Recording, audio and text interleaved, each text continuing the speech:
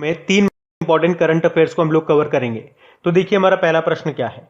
हाल ही में दुबई में आयोजित एशियाई मुक्केबाजी चैंपियनशिप 2021 की पदक तालिका में भारत कौन से स्थान पर रहा? भारत तीसरे स्थान पर रहा इसमें। और ये जो भी एशियन बॉक्सिंग चैंपियनशिप है इसे किसने मिलकर आयोजित किया? भारत और यूनाइटेड अरब अमीरात। भारत में तो दिल्ली में और यूनाइटेड अरब अमीरात में दुबई में हुई और भारत इसमें तीसरे स्थान पर रहा। तो पहले और दूसरे स्थान पे कौन रहा? पहले स्थान पे रहा उज्बेकिस्तान और दूसरे पे रहा कजाकिस्तान। उज्बेकिस्तान ने टोटल 18 मेडल जीते, भारत ने 15 मेडल जीते हैं। 15 में से भी 2 तो रहे गोल्ड, 5 सिल्वर और 8 ब्रोंज मेडल रहे। अब यहाँ पे आपको जो 2 गोल्ड मेडल है उनके नाम याद रखना है। एक तो है पूजा रानी और एक है संजीत। संजीत ने 91 किलोग्राम में गोल्ड जीता है और पूजा रानी ने 75 किलोग्राम में। अब किसने सिल्वर जीता, किसने ब्रोंज जीता, ये आपको याद नहीं रखना है। वैसे एक नाम याद रखना है आपको, एमसी मैरी कॉम का नाम आपने सुना है। उन्होंने कौन सा मेडल जीता? उन्होंने सिल्वर मेडल जीता है। अमित पंघाल हो गए, शिव थापा हो गए, इन्होंने भी सिल्वर मेडल जीता है। इनके नाम मैं आपको इसलिए बता रहा हूं, आप ध्यान रखो, इस तरह के प्रश्न एग्जाम में आ जाते हैं। शिव थापा का नाम दे दिया और बोलेंगे इनका संबंध किस खेल से है? मुक्केबाजी से। अच्छा, यूनाइटेड अरब अमीरात की बात करते हैं तो ये रहा मैप में यूएई। देखो इसकी कैपिटल अबू धाबी है और यहीं पे आपको इंटरनेशनल रिन्यूएबल एनर्जी एजेंसी का हेडक्वार्टर भी मिलेगा। करेंसी दिरहम है, प्रेसिडेंट है शेख खलीफा बिन जायद अल नहयान। और यूनाइटेड अरब अमीरात में ही अरब क्षेत्र का पहला परमाणु रिएक्टर भी शुरू हो गया जिसका नाम है बराकाह न्यूक्लियर पावर प्लांट। और यूनाइटेड अरब अमीरात के मंगल मिशन का नाम क्या है? Hope mission. वैसे होप पोर्टल भी आपने सुना होगा जो कि उत्तराखंड का है। आपको याद होगा अरब वर्ल्ड का नोबेल पुरस्कार किसे कहते हैं? शेख जायद बुक पुरस्कार। और इस पुरस्कार को जीतने वाली पहली भारतीय महिला बनी थी कौन? डॉक्टर ताहिरा कुतुबुद्दीन। इसे यूनाइटेड अरब अमीरात ही देता है इस पुरस्कार को। उसके अलावा भी हमने पढ़ा था यूनाइटेड अरब अमीरात का गोल्डन वीजा प्राप्त करने वाले पहले भारतीय अभिनेता बने थे कौन? संजय दत्त। और गोल्डन वीजा कितने सालों के लिए होता है? 10 सालों के लिए। और ये जो क्वेश्चन में हम लोग बात कर रहे हैं 2021 का, जो ये अभी एशियन बॉक्सिंग चैंपियनशिप हुआ, कहां पे? दुबई में। एक्चुअली में ये पहले दिल्ली में होने वाला था लेकिन कोरोना के कारण इसे दुबई में शिफ्ट कर दिया गया। और इंटरनेशनल बॉक्सिंग फेडरेशन का भी आप हेडक्वार्टर याद रखो, लॉसेन स्विट्जरलैंड में है। उसके अलावा यूनाइटेड अरब अमीरात ने पहली बार किसी महिला को अंतरिक्ष यात्री के रूप में चुना, उनका नाम क्या है? नूरा अल मातुशी। और अभी यूनाइटेड अरब अमीरात वायुसेना के द्वारा आयोजित एक्सरसाइज डेजर्ट फ्लैग 2021 में पहली बार भारत ने पार्टिसिपेट किया। यहाँ पे आपको भारतीय राजदूत मिलेंगे पवन कुमार। तो ये सारे पॉइंट ध्यान रखना। और अभी हमने पढ़ा था बीसीसीआई ने कहा कि जो आईपीएल चल रहे थे 2021 के, जो इसका 14वां एडिशन था, अब ये भारत में नहीं होंगे। बचे हुए मैचेस कहाँ पे करवाए जाएंगे? यूनाइटेड अरब अमीरात में, सितंबर में करवाए जाएंगे। इससे पहले 13वां एडिशन भी यूनाइटेड अरब अमीरात में ही हुआ था। तो इतना आप ध्यान रखें। यहाँ से बढ़ते आगे। फिर बताइए हाल ही में किस राज्य सरकार ने घर घर औषधि योजना को शुरू किया? तो आंसर होगा राजस्थान की सरकार ने। अब ये है क्या योजना? देखो नाम से क्लियर हो रहा है। इस योजना के तहत राज्य के सभी परिवारों को 4 औषधीय जड़ी बूटियों वाले जो पौधे होंगे वो उपलब्ध कराए जाएंगे। और ये जो 4 औषधीय जड़ी बूटी वाले जो पौधे होंगे वो कौन कौन से हैं? तुलसी का हो गया, अश्वगंधा का हो गया, गिलोय का हो गया, काल मेघ का हो गया। तो ये पौधे आप घर ले जा सकते हैं। और ये जो योजना है ये 5 सालों के लिए शुरू की गई है। तो सिंपल सा याद रखना, घर घर औषधि योजना शुरू की है राजस्थान की सरकार ने। अभी मध्य प्रदेश सरकार ने अंकुर योजना शुरू की थी वृक्षारोपण को बढ़ाने के लिए, याद होगा आपको। छत्तीसगढ़ ने महतारी दुलार योजना शुरू की थी और उत्तराखंड ने अभी वात्सल्य योजना शुरू की थी। वैसे उत्तराखंड पुलिस ने अभी मिशन हौसला भी शुरू किया था। कुछ और योजनाएं मैं आपको बताता हूं। अभी पंजाब सरकार ने कोविड फतेह पहल को शुरू किया था। पंजाब का भी 23वां जिला बना है मलेरकोटला। अभी ऑपरेशन संजीवनी किसने शुरू किया था? हरियाणा की सरकार ने। उसके अलावा हिमाचल प्रदेश ने अभी आयुष घर द्वार योजना शुरू किया था। मध्य प्रदेश ने वैद्य आपके द्वार योजना को शुरू किया था। हरियाणा ने आयुर्वेदिक टेलीमेडिसिन सुविधा को शुरू किया था। और देखो आयुष से आपको याद होगा, आयुष नाम की एक दवा अभी न्यूज में थी, आयुष 64। वैसे तो ये मलेरिया की दवा है लेकिन कोविड-19 के इलाज में भी इसका उपयोग हो रहा था। अब बात यहाँ पे राजस्थान की है। अच्छा, भारत में जितने भी राज्य हैं उनमें एरिया की दृष्टि से देखा जाएगा तो सबसे ज्यादा एरिया किसका है? राजस्थान का। और सबसे कम किसका है? गोवा का। उसी तरह से अगर पॉपुलेशन के अकॉर्डिंग बात करते हैं तो सबसे ज्यादा पॉपुलेशन आपको मिलेगी उत्तर प्रदेश में और सबसे कम मिलेगी सिक्किम में। अब आप मैप में देखिए, ये रहा राजस्थान। देखो, राजस्थान की कैपिटल जयपुर है, जयपुर को ही पिंक सिटी बोलते हैं। और अभी जयपुर के परकोटे को वर्ल्ड हेरिटेज साइट का दर्जा भी मिला था। मुख्यमंत्री अशोक गहलोत हैं, गवर्नर है कलराज मिश्र और यहाँ के चीफ जस्टिस है इंद्रजीत मोहंती। और राजस्थान दिवस कब मनाया जाता है? 30 मार्च को। अच्छा, राजस्थान के जोधपुर को क्या कहते हैं? ब्लू सिटी कहते हैं। जिस तरह से जयपुर को पिंक सिटी कहते हैं, जोधपुर को ब्लू सिटी कहते हैं। और जोधपुर में ही अभी डेजर्ट नाइट एक्सरसाइज हुआ था भारत और फ्रांस के बीच में। और अभी जोधपुर का जो मियाँ का बड़ा रेलवे स्टेशन है उसका नाम बदलकर महेश नगर कर दिया गया। अभी राजस्थान ने नो मास्क नो मूवमेंट अभियान भी शुरू किया था। याद रखना, देश का पहला कृषि आधारित सोलर पावर प्लांट ये राजस्थान में स्थापित किया गया है। और यहीं पे चलती है मुख्यमंत्री चिरंजीवी योजना।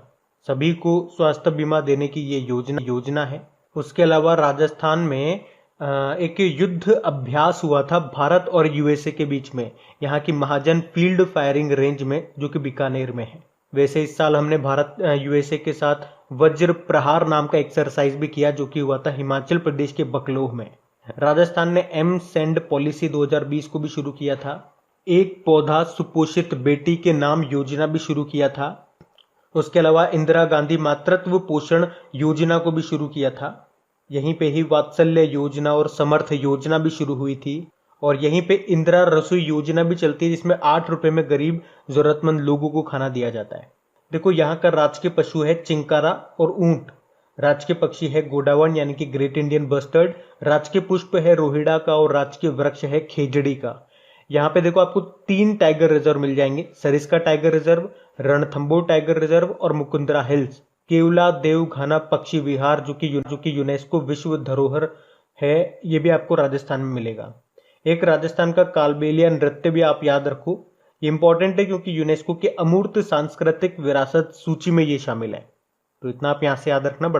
फिर बताइए, हाल ही में ब्रिक्स देशों के विदेश मंत्रियों की बैठक की अध्यक्षता अभी किसने की?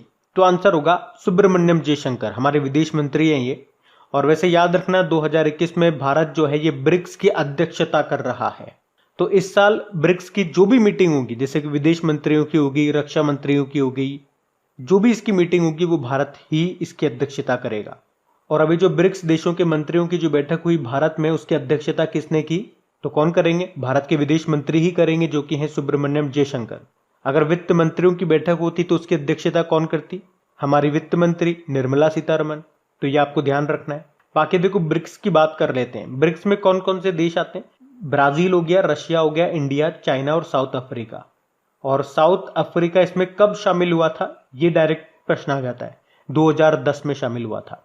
और ब्रिक, जब ये साउथ अफ्रीका शामिल नहीं था तब इसे बोलते थे ब्रिक। और इसकी पहली बैठक कब हुई थी? 2009 में हुई थी रशिया में। और इस साल 2021 में जो इसकी बैठक हो रही है वो 13वें नंबर की है, जो होस्ट कर रहा है Bharat.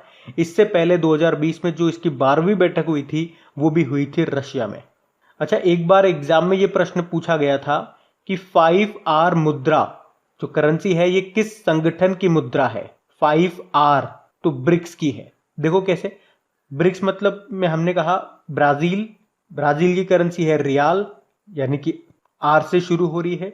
Russia currency rouble, are से शुरू हो रही है। इंडिया करेंसी रुपया, आर से शुरू हो रही है। चाइना रेनमिनबी, आर से शुरू हो रही है। और साउथ अफ्रीका इसकी करेंसी रैंड है, जो कि आर से शुरू हो रही है।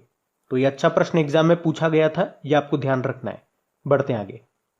फिर बताइए, अभी हाल ही में असम राइफल्स के 21वें महानिदेशक कौन बने हैं? तो आंसर होगा प्रदीप चंद्रन नायर। ये जो असम राइफल्स है ना, इसे ही कहते हैं पूर्वोत्तर भारत का प्रहरी। इसकी स्थापना हुई थी 1835 में। और तब इसका नाम असम राइफल्स नहीं था, तब इसका नाम था कछार लेवी। बाद में 1917 में इसका नाम असम राइफल्स हुआ। और याद रखना आप, भारत का सबसे पुराना अर्धसैनिक बल है ये। इसका मुख्यालय आपको मिलेगा शिलोंग, जो कि मेघालय की कैपिटल है। और शिलोंग से आपको याद होगा, भारत की 100वीं स्मार्ट सिटी यही है, शिलोंग। और अभी असम राइफल्स के 21वें महानिदेशक बन गए कौन? प्रदीप चंद्रन नायर। तो इनका नाम आपको याद रखना है। बाकी कुलदीप सिंह, ये वैसे तो सीआरपीएफ के डायरेक्टर जनरल है, लेकिन अभी इनको एडिशनल चार्जेस मिल गया, किसका? नेशनल इन्वेस्टिगेशन एजेंसी का। बाकी सुबोध कुमार जायसवाल ये सीबीआई के प्रमुख बने हैं, और M.A. Ganpati national security guard के डायरेक्टर जनरल बने ये। तो ये नाम भी ध्यान रखना आप। बढ़ते आगे। फिर बताइए, अभी हाल ही में वर्ल्ड हेल्थ ऑर्गेनाइजेशन ने भारत में सबसे पहले पाए गए कोविड-19 वेरिएंट का नाम क्या रखा है? तो आंसर होगा कप्पा। तो अभी WHO ने भारत में पहली बार पाए गए कोविड-19 के 2 वेरिएंट के नाम दिए हैं। एक वेरिएंट था, उसका नाम था B.1.617.1, उसका नाम दिया कप्पा। और दूसरा वेरिएंट था B.1.617.2, उसका नाम दिया डेल्टा। और देखो इसी तरह से यूके में जो वेरिएंट मिला उसका नाम रखा अल्फा, साउथ अफ्रीका में जो वेरिएंट मिला उसका नाम बीटा रखा, ब्राजील में जो वेरिएंट मिला उसका नाम गामा रखा, और भारत में ये जो वेरिएंट मिला B.1.617.1 उसका नाम कप्पा रखा, और दूसरा वाला B.1.617.2 उसका नाम डेल्टा रखा। बस आपको ये भारत वाला ध्यान रखना है, और किसका क्या नाम है इसको देखो ऐसे याद रख लो, इसमें कंफ्यूज मत होना कि कप्पा कौन सा है और डेल्टा कौन सा है। कप्पा में लास्ट में क्या आ रहा है? प से क्या होता है? पहला। तो जो .1 है वो पहला है, कप्पा है, और जो .2 है वो है डेल्टा। डेल्टा में लास्ट में क्या आ रहा है? टा मतलब 2। तो ऐसा आप मतलब थोड़ा सा आइडिया रख लोगे ताकि आपको ये ध्यान रह जाए अगर इस तरह का प्रश्न आता है तो। WHO की बात करेंगे, इसकी स्थापना होती है 7 अप्रैल 1948 में, और 7 अप्रैल को ही इसी कारण से हम वर्ल्ड हेल्थ डे के रूप में मनाते हैं। इसका हेडक्वार्टर मिलेगा आपको जेनेवा स्विट्जरलैंड में, अध्यक्ष इसके टेड्रोस अधानोम है। और जो डॉक्टर हर्षवर्धन है भारत के जो स्वास्थ्य मंत्री, वो WHO के कार्यकारी बोर्ड के अध्यक्ष है। और वैसे दिसंबर 2020 में हमने एक अपॉइंटमेंट पढ़ा था, WHO के पहले CEO बने थे, WHO फाउंडेशन के पहले CEO, क्या नाम है उनका? अनिल सोनी उनका नाम है। तो ये भी आप ध्यान रखना। बढ़ते आगे। और हाँ गाइज, एक इंपॉर्टेंट सूचना आप सभी के लिए, आज शाम को 6 बजे एक वीडियो हम करने वाले हैं, वीकली करंट अफेयर्स वाला। काफी इंपॉर्टेंट वीडियो रहेगा वो, लास्ट वाले सेशन की तरह। इस महीने का लास्ट वीडियो वो होगा जिसमें वीकली करंट अफेयर्स आपके सारे खत्म हो जाएंगे। तो जरूर जुड़िएगा शाम को 6 बजे। और वीडियो अच्छा लग रहा है तो लाइक जरूर करना और शेयर जरूर करना। अभी हम बढ़ते हैं आगे। फिर बताइए, हाल ही में ऑल यू नीड इज जोश, ये जो बुक है इसको किसने लिखा है? सुप्रिया पॉल ने लिखा है। तो सुप्रिया पॉल ने ये नई बुक लिखी है जिसका पूरा नाम है all you need is Josh, stories of courage and conviction in 21st century India. तो इस बुक में बाधाओं का सामना करने और अपने सपनों को प्राप्त करने वाले लोगों की कहानियों के बारे में बताया गया है। अभी नीना गुप्ता ने अपनी ऑटोबायोग्राफी लिखी है जिसका नाम है सच कहूं तो। शरद पगारे 31वां व्यास सम्मान मिला अपने उपन्यास पाटलिपुत्र की सम्राज्ञी के लिए। शरण कुमार लिम्बाले 30वां सरस्वती सम्मान मिला अपने उपन्यास सनातन के लिए। तो ये भी ध्यान रखना। बढ़ते आगे। फिर बताइए, हाल ही में जारी centre for world university ranking 2021-22 में कौन टॉप पे रही? कौन सी यूनिवर्सिटी टॉप पे रही? तो आंसर होगा हार्वर्ड यूनिवर्सिटी। तो अभी centre for world university ranking 2021-22 जारी की गई और इसमें विश्व के टॉप 2000 यूनिवर्सिटीज की लिस्ट बनाई गई है जिसमें टॉप पे हार्वर्ड यूनिवर्सिटी है, सेकंड पे मैसेच्यूसेट इंस्टीट्यूट ऑफ टेक्नोलॉजी रहा, थर्ड पे रहा स्टैनफोर्ड यूनिवर्सिटी। और अगर भारत में बात करेंगे कौन सी यूनिवर्सिटी टॉप पे है तो IIM अहमदाबाद टॉप पे है जो कि ग्लोबल रैंक मिली है इसको 415। उसके बाद भारतीय विज्ञान संस्थान है IISc और इसको ग्लोबल लेवल पे कौन सी रैंक मिली है 459। बढ़ते हैं आगे। फिर बताइए, कोपा अमेरिका 2021 की मेजबानी कौन सा देश करेगा? तो आंसर होगा ब्राजील। अच्छा, कोपा अमेरिका ये क्या है? तो ये एक मेंस फुटबॉल टूर्नामेंट है जिसे 1975 तक तो साउथ अमेरिकन चैंपियनशिप के नाम से जाना जाता था। और देखो, कोपा अमेरिका 2021 ये न्यूज में भी था, एक्चुअली में हम लोगों ने पढ़ा भी था। ये पहले अर्जेंटीना और कोलंबिया में होने वाला था, फिर हमने पढ़ा था कि कोलंबिया ने मना कर दिया, वहां पे विरोध प्रदर्शन चल रहे हैं इसलिए, और अर्जेंटीना ने भी मना कर दिया कोविड-19 में वृद्धि के कारण। तो अब दोनों ही देशों ने मना कर दिया, तो अब ये होगा कहां पे? तो अब ये होगा ब्राजील में 13 जून से शुरू होगा, 10 जुलाई 2021 तक ये चलेगा। तो ये एक फुटबॉल चैंपियनशिप है। अच्छा, फुटबॉल से रिलेटेड कुछ इंपॉर्टेंट पॉइंट्स मैं आपको बताता हूँ जो अभी न्यूज़ में रहे थे। जैसे कि 2022 में होगा FIFA under 17 women's world cup. ये कहाँ पे होगा? ये भारत में होगा। और अंडर 17 हो गया तो अंडर 20 वाला कब होगा ये भी ध्यान रखो। अंडर 20 वाला ये भी 2022 में ही होगा। कहाँ पे? कोस्टा रिका में। ये एक्चुअल में पहले 2021 में ही होने वाले थे, लेकिन कोविड-19 के कारण अब ये 2022 में होंगे। अच्छा, ये तो बात हो गई वुमेन्स वर्ल्ड कप की।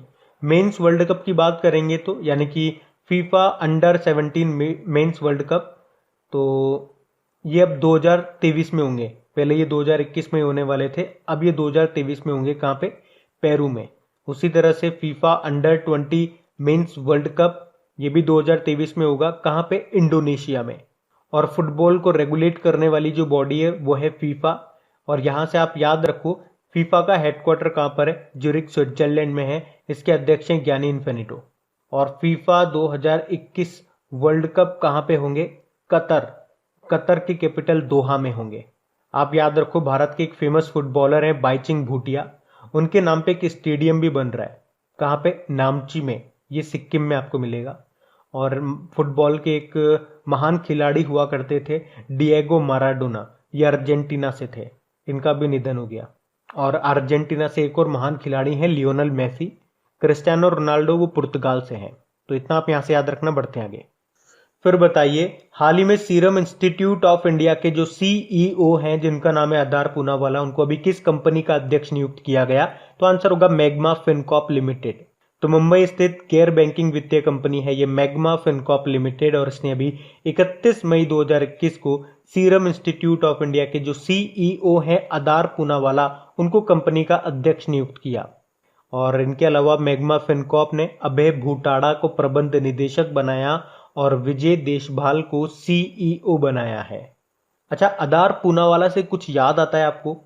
अभी फॉर्च्यून की जो वर्ल्ड 50 ग्रेटेस्ट लीडर्स की जो लिस्ट आई थी 2021 की, उसमें टॉप 10 में आने वाले ये एकमात्र भारतीय थे। 10वें स्थान पे थे ये। और उसमें टॉप पे थी न्यूजीलैंड की प्रधानमंत्री जेसिंडा अर्डर्न। बढ़ते हैं आगे। अच्छा बताइए, अभी हाल ही में संविधान सभा के अंतिम जीवित सदस्य का निधन हो गया। उनका नाम क्या था? उनका नाम था टी.एम. कालियानन। तो भारतीय संविधान सभा के अंतिम जीवित पूर्व सदस्य टी.एम. कालियानन गोंडर का भी 101 वर्ष की उम्र में निधन हो गया। वे संविधान सभा में सबसे कम आयु के सदस्य और भारत की पहली अस्थायी संसद के सदस्य भी थे। अभी गौरी अम्मा का नाम भी आपको याद होगा, आयरन लेडी के रूप में इनको जाना जाता है। ये केरल की पहली राजस्व मंत्री थी जिनका भी कुछ समय पहले निधन हो गया।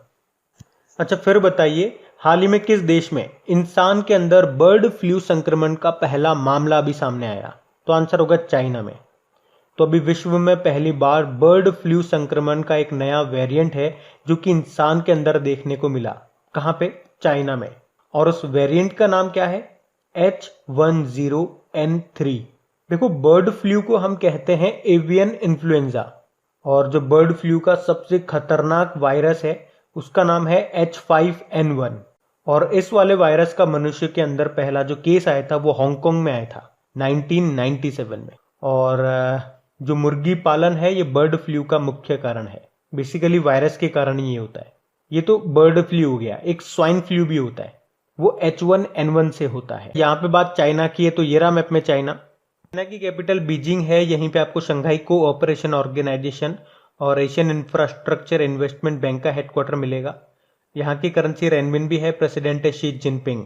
अभी चाइना ने 3 चाइल्ड पॉलिसी को भी शुरू कर दिया। और चाइना ने अभी हेयोंग 2D जो सैटेलाइट है उसको लॉन्च किया था। ये ओशियन ऑब्जर्वेटरी सैटेलाइट है, मतलब ये महासागरों पर नजर रखेगी। उसके अलावा जो भी प्राइम ग्लोबल सिटीज इंडेक्स 2021 आई थी उसमें टॉप पे रहा था चाइना का शेंझेन। अभी चाइना के वैज्ञानिकों ने यूरेनियम के सबसे हल्के रूप की खोज की है, यूरेनियम 214।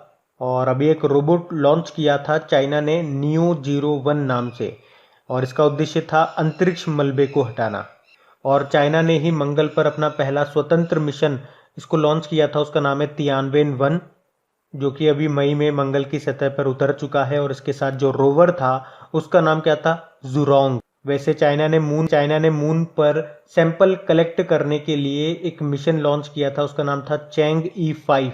देखो 2023 में 18वें जो AFC एशियन कप होंगे ये चाइना में होंगी। AFC मतलब एशियन फुटबॉल कॉन्फेडरेशन। कुछ और भी खेल मैंने आपको बताए थे, जैसे कि 2022 में जो एशियन पैरा गेम्स होंगे ये चाइना में होंगे, उसका शुभंकर फेई फेई है।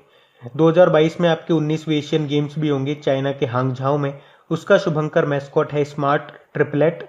और 2022 में ही जो आपके विंटर ओलंपिक गेम्स होंगे बीजिंग में होंगे, उसकी शुभंकर क्या है? बिंग ड्वैन ड्वैन और श्वेन रॉन रॉन। उसके अलावा 2021 में तीसरे एशियन यूथ गेम्स होंगे, ये चाइना के शांटाओ में होंगे। तो इतने पॉइंट्स आप यहाँ से याद रखो, बढ़ते आगे। अच्छा फिर बताइए, अभी हाल ही में OECD ने वित्त वर्ष 2021-22 के लिए भारत की GDP ग्रोथ रेट कितना रहने का अनुमान लगाया? तो आंसर होगा 9.9%। OECD मतलब क्या हो गया? Organisation for economic cooperation and development. तो वित्त वर्ष 2021-22 के लिए भारत की GDP इनके अनुसार रहने वाली है 9.9%। देखो कुछ और भी मैं आपको बताऊं तो अभी मूडीज का काफी इंपॉर्टेंट रहता है। मूडीज ने कहा वित्त वर्ष 2021-22 के लिए भारत की GDP ग्रोथ रेट रह सकती है 9.3% और SBI के अकॉर्डिंग 7.9% रह सकती है। तो अब बात करेंगे कल के वीडियो में पूछे गए प्रश्न के उत्तर की। तो कल के वीडियो में आपसे क्या पूछा था कि कॉन्फेडरेशन ऑफ इंडियन इंडस्ट्री के नए अध्यक्ष कौन बने? तो टीवी नरेंद्रन बने हैं। ये वैसे तो टाटा स्टील के MD CEO हैं टीवी नरेंद्रन।